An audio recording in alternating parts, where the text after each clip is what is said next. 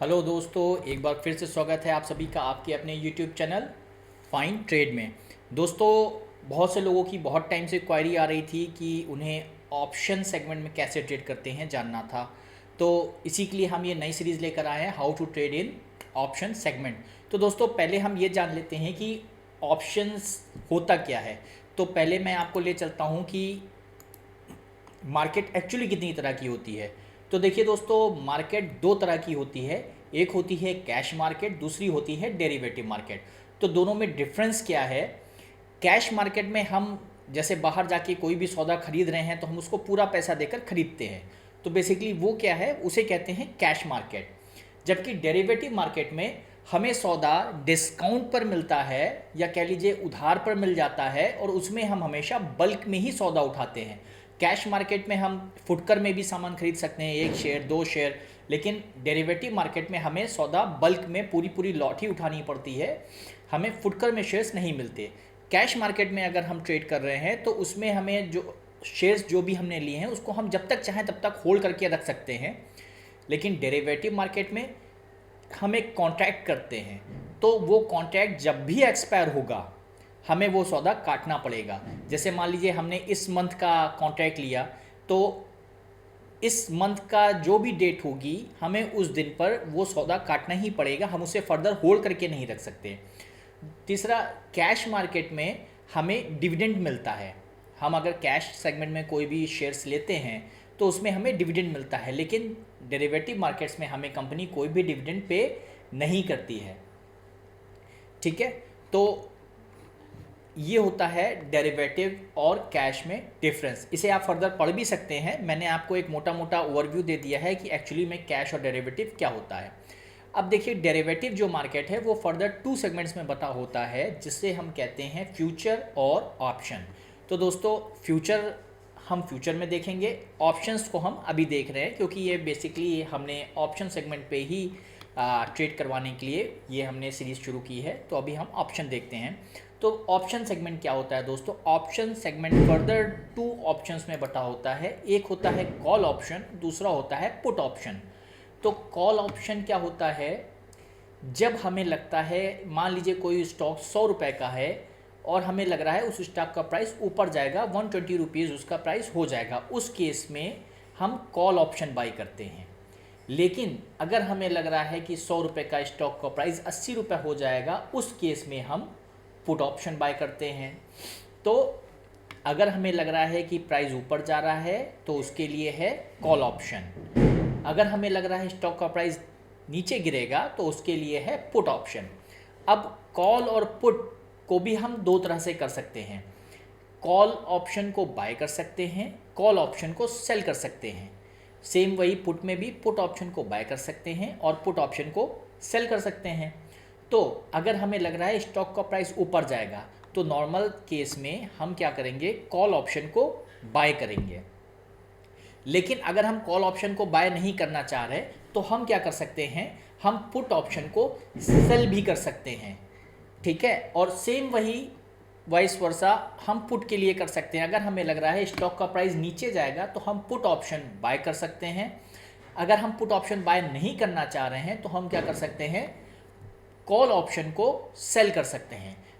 Call option को cell करना या पुट को बाय करना एक ही चीज़ है, थोड़ा सा डिफरेंसेस है वो मैं बताऊंगा। एक्चुअली प्रॉफिट दोनों में एक ही तरह का होगा। अगर मार्केट नीचे जाएगा तो दोनों ही हमें प्रॉफिट देंगे। कॉल ऑप्शन को बाय करना और पुट ऑप्शन को सेल करना, अगर मार्केट ऊपर जाएगा तो ये दोनों ही हमें प्रॉफिट देंगे।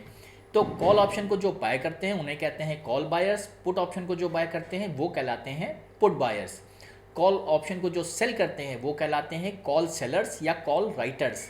पुट ऑप्शन को जो सेल करते हैं वो कहलाते हैं पुट सेलर्स या पुट राइटर्स। अब देखिए डिफरेंस क्या है दोस्तों। मान लीजिए कोई पर्सन है, पर्सन ए जिनका नाम है, इनके पास एक लैंड है। ठीक है, अब कोई एक और पर्सन है जिनका नाम पर्सन बी हमने रखा है, वो इस लैंड को ख़रीदना चाहते हैं और लैंड का प्राइस कितना है, 20 लाख रुपए। ठीक है, उनके हिसाब से गवर्नमेंट यहाँ पर स्कीम ला रही है जिससे ये जगह बहुत तेज़ी से डेवलप कर जाएगी, तो लैंड का प्राइस बढ़ जाएगा। लेकिन गवर्नमेंट स्कीम ला भी सकती है, नहीं भी ला सकती है, उसमें इनको अभी पर्सन बी को डाउट है। तो ये क्या करेंगे, पर्सन ए के साथ एक कॉन्ट्रैक्ट करना चाह रहे हैं। ये एक कॉन्ट्रैक्ट कर रहे हैं कि भाई मैं तुम्हारी ये ज़मीन का 50,000 रुपये तुम्हें अभी दे देता हूँ, ठीक है। एक कॉन्ट्रैक्ट कर रहे हैं ये पर्सन ए के साथ कि हम आपकी लैंड का जो 20 लाख रुपए की लैंड है उसमें से 50,000 रुपये हम आपको अभी दे रहे हैं, बाकी का पैसा हम साल भर में या 6 महीने में चुका देंगे। तो साल भर या 6 महीने के बाद इन्हें कंफर्म हो जाएगा कि गवर्नमेंट वहाँ पर लैंड स्कीम ला रही है या नहीं ला रही है। अगर गवर्नमेंट वहाँ पर स्कीम ला रही है तो ये साल भर या 6 महीने के बाद क्या करेंगे, ये बाकी का पैसा चुकाकर 19,50,000 रुपये चुकाकर इस लैंड को परचेज़ कर लेंगे। तो यहाँ पर इन केस अगर गवर्नमेंट स्कीम नहीं लाई तब क्या होगा, तो ये जो 50,000 रुपये का नुकसान है ये इन्हें बेयर करना पड़ेगा। वो 50,000 रुपये कॉन्ट्रैक्ट के हिसाब से पर्सन ए को मिल जाएंगे, वो 50,000 रुपये पर्सन ए के ही हो जाएंगे, ठीक है। तो ये बेसिकली कह लीजिए कि 20 लाख की लैंड के लिए इन्होंने 50,000 का कॉन्ट्रैक्ट किया कि अगर कुछ अच्छा होता है तो इन फ्यूचर ये उस ज़मीन को खरीद लेंगे पूरा पैसा देकर, अदरवाइज़ ये 50,000 रुपये जो इन्होंने कॉन्ट्रैक्ट में खर्च किए हैं ये पर्सन ही के हो जाएंगे। तो अब फर्दर अगर गवर्नमेंट स्कीम लाती है तो ये उसको खरीद लेंगे लैंड को। तो इससे बेनिफिट ये होगा कि अभी उस लैंड की कीमत थी 20 लाख रुपए, अब गवर्नमेंट स्कीम ला रही है साल भर बाद, और स्कीम लाते ही उस लैंड की कीमत हो सकता है 40 लाख हो जाए, 50 लाख हो जाए, 60 लाख हो जाए, जितनी भी हो सकती है, लेकिन उन्हें उस टाइम पर भी वो लैंड 20 लाख रुपए में ही पड़ रही है। तो बाकी का जो भी पैसा है वो इनका बेनिफिट है, वो इनका प्रॉफिट है, जो इन्होंने 50,000 रुपये का रिस्क लेकर खेला है, ठीक है। ये है कॉल ऑप्शन। नॉर्मली कह लीजिए यहाँ पर एक कॉल है जो कि बाय की जा रही है, ठीक है। दूसरा आता है पुट ऑप्शन। पुट ऑप्शन में क्या है, मान लीजिए कोई पर्सन है जिसके पास ऑलरेडी एक फैक्ट्री थी जिसकी कीमत थी 50 लाख रुपए। उस पर्सन के हिसाब से जो फैक्ट्री में वो प्रोडक्शन कर रहे हैं मार्केट में उसकी डिमांड कम हो रही है, या ऑनलाइन बहुत सारी शॉप्स खुल गई हैं, तो हो सकता है उससे उनकी जो कीमत है प्रोडक्ट्स की या प्रोडक्ट्स की डिमांड जो है मार्केट में वो कम हो जाए, तो हो सकता है कल को वो फैक्ट्री बंद हो सकती है। तो वो क्या करना चाह रहे हैं, इस फैक्ट्री के साथ कोई कॉन्ट्रैक्ट करना चाह रहे हैं कि कोई इसे जो है इस कीमत पर ले ले। तो इन्होंने एक फाइंड किया पर्सन बी को। तो पर्सन बी को क्या लग रहा है कि ये फैक्ट्री इनकी बहुत अच्छी है। तो बेसिकली देखिए दोस्तों, कॉन्ट्रैक्ट दोनों ही तरफ से होता है। जो हमारा बेस्ट बाइंग प्राइस है वही किसी के लिए बेस्ट सेलिंग प्राइस होगा, या जो हमारा बेस्ट सेलिंग प्राइस है वही किसी के लिए बेस्ट बाइंग प्राइस होगा। तो यहाँ पर अगर देखें, पर्सन ए के लिए 50 लाख रुपए की फैक्ट्री जो है प्रॉबली बेस्ट सेलिंग प्राइस है, क्योंकि वो सोच रहे हैं कि आज तो इसकी कीमत 50 लाख रुपए है, लेकिन हो सकता है कल इसकी कीमत 1 लाख रुपए भी ना रहे क्योंकि फैक्ट्री बंद होने वाली है। तो उन्होंने अभी ही उस फैक्ट्री को ये बेच देना चाह रहे हैं। तो इन्होंने क्या किया, पर्सन बी के साथ एक कॉन्ट्रैक्ट किया 50,000 रुपये का, ठीक है। इन्होंने एक कॉन्ट्रैक्ट किया पर्सन बी के साथ 50,000 रुपये का, और पर्सन बी ने भी इनके साथ एक कॉन्ट्रैक्ट किया कि इन फ्यूचर अगर गवर्नमेंट अगर ये फैक्ट्री क्लोज हो रही है या जितने समय के लिए भी इन्होंने कॉन्ट्रैक्ट किया, और 6 महीने के बाद जब 6 महीना बीत जाएगा उस समय पर्सन ए बी जो है वो इनकी फैक्ट्री के 50 लाख रुपए पे करके इनकी फैक्ट्री खरीद लेंगे। क्यों? क्योंकि पर्सन ए के हिसाब से तो 6 महीने के बाद फैक्ट्री की कीमत हो सकता है 25 लाख ही बचे, लेकिन पर्सन बी सोच रहे हैं कि फैक्ट्री बहुत अच्छी है और प्रॉब्ली इनके हो सकता है कुछ अच्छे वहाँ से कुछ अच्छे प्लान भी हों, तो वो उसमें प्रॉफिट अपना देख रहे हैं। और पर्सन ए सोच रहे हैं कि फैक्ट्री बंद हो जाएगी, इसलिए वो उसको बेचना चाह रहे हैं। तो वो सोच रहे हैं कि 50 लाख में जो अभी कीमत है उसी में बिक जाए तो बहुत अच्छा है।